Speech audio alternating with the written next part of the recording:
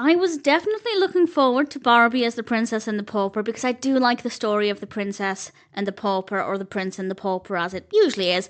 And there are a lot of creative versions out there, a lot of unique versions. This one is definitely pretty decent. This was released in 2004.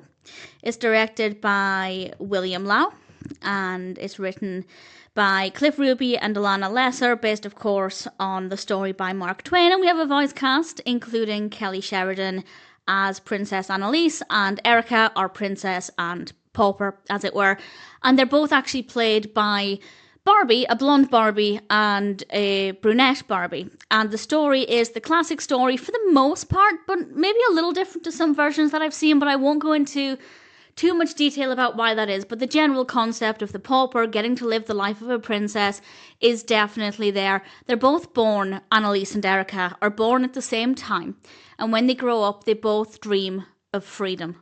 And of course they each have their own idea of what freedom would look like for them, and they happen to meet, realise they're very similar, and as I said, I won't say exactly what happens, but Erika has the opportunity to pose as the princess. It's a decent story, really good pacing. I really liked the characters, which I think is kind of important with this kind of story. It's not essential. You could still enjoy the overarching narrative even if you weren't that bothered, but I think liking the characters definitely helps to make it a more moving and emotional journey as we get to know them, get to know their emotions and their wants and dreams, and then how they respond to swapping lives. And I really like the characters quite a lot. I don't have a favourite.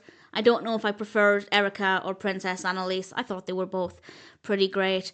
The voice acting is really great. The voices really suit the characters, all of the characters, but particularly the two Barbies. The animation is generally lovely. There are a couple of bits here and there that are maybe a little rough looking, but for the most part, I'd say the animation is pretty pleasant. Some scenes are actually really brought to life with really great detail in the animation, so it goes back and forth a bit with how I felt about the animation, but for the most part, I'd say it's visually quite a satisfying experience. The music is great, the animation's decent, the characters are likeable, the voice acting's very good, and the story, in my opinion, is very well handled as well. It's an enjoyable film, and as I said, it was one I was looking forward to because I do like the story as a concept. That being said, I've never read it. I really need to read it. I'm actually making more of an effort to do that this year when I say I should read something. Currently reading Brothers Grimm, then moving on to Hans Christian Andersen. Maybe I should put some Mark Twain in there as well. Ultimately, Barbie as the Princess and the Pauper is an enjoyable film, and whether you're a fan of the Princess or Prince and the Pauper as a story, or you're just looking for a decent Barbie film, this is definitely one that I'd say is worth watching.